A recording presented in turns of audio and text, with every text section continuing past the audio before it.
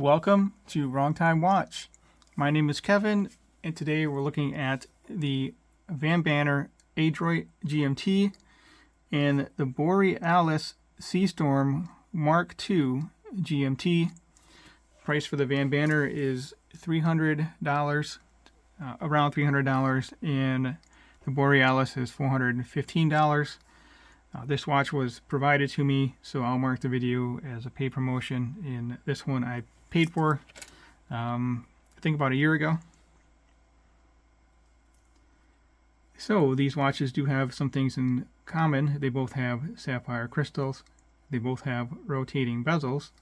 This one is 48 click bi-directional, so it goes both ways, which is very much appreciated for a GMT watch. The Borealis is 120 click unidirectional, so it's just a die bezel with a GMT bezel insert, so I cannot rotate it clockwise, but I can rotate it counterclockwise.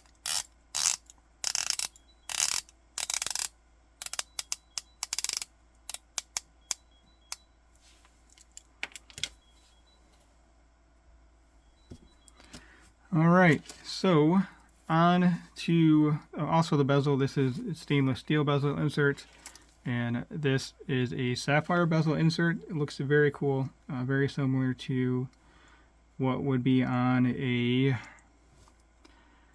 Blancpain 50 Phantoms. Had to think about that for a minute there. So they both have the same movement, the Seiko NH34 movement.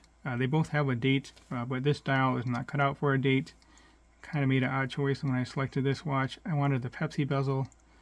I didn't really pay attention to that this does not have a date. It's kind of odd for a GMT watch. And you can see it does have, again, that Pepsi colorway, the blue with the red. And this has a nice blue dial, a fume sand textured blue dial. And it's also a sandwich dial, so the dial is cut out and the lume is below the dial. And then we have that 4:30 date position. And then the case is also sandblasted. It's a mix of sandblasted and polished surfaces on the bracelet. On the case, it is engraved there. And we do get drilled lugs on both watches. And this watch is also a mix of polished and brushed surfaces. So I'd be curious to hear which watch you prefer between these two.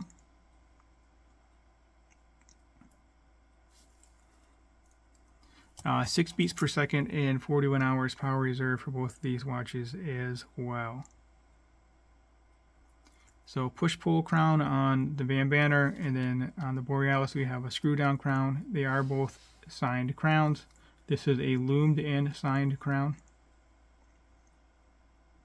And we have 300 meters water resistance on the Borealis and 100 on the VanBanner. 100 is perfectly fine for me, and I prefer the push-pull crown over a screw-down crown. Don't have to worry about threading, cross-threading, or stripping out the threads on the crown. Alright, let's talk about the dimensions, and then I'll try them both on wrist. And then we'll compare the lume. Oh, I also need to talk about the bracelet. So anyway, let's talk about the dimensions. 48.5 lug tip to lug tip on the VanBanner. I'm sorry, 46.2. The bezel diameter is 40, thickness 13, 20 millimeter lug width, taping down to 18 millimeter, 7 millimeter crown. Size for my 6.5 inch wrist, it weighs in at 142 grams. The Borealis lug tip to lug tip is 48.5. 41.5 diameter, so it's a larger watch. It's also a thicker watch at 14.3 thickness, and that's just it's a slab-sided case, so you see that entire thickness.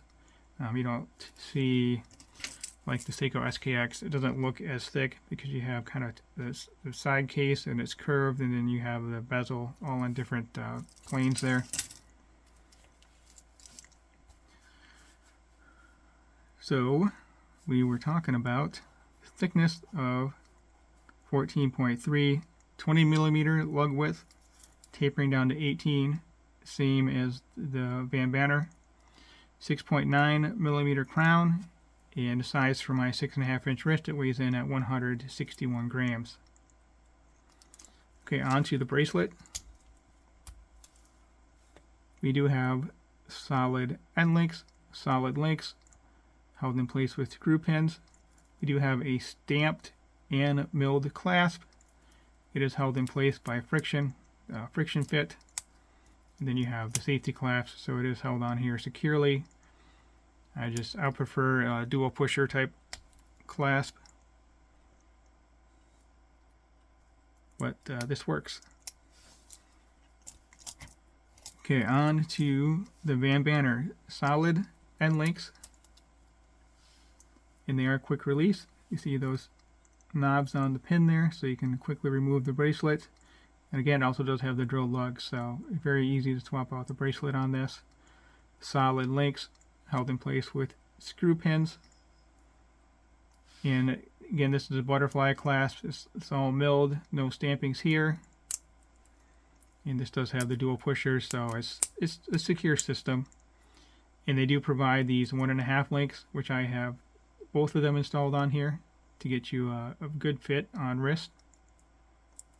And with this one, you can see the movement on the back. And I believe that's sapphire crystal on the back as well. And then here's a look at the Borealis case back.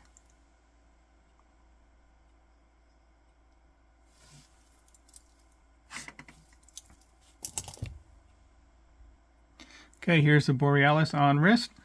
I have a 6.5 inch wrist, 52 millimeter wristband.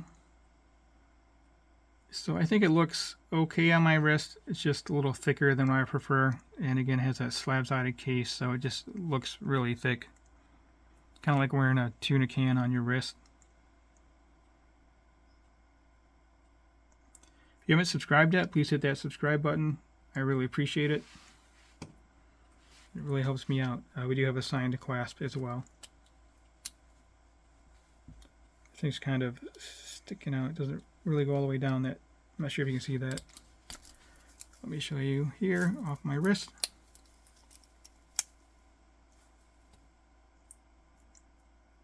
So the safety clasp isn't really going all the way down. Anyway, let's get the VanBanner on wrist.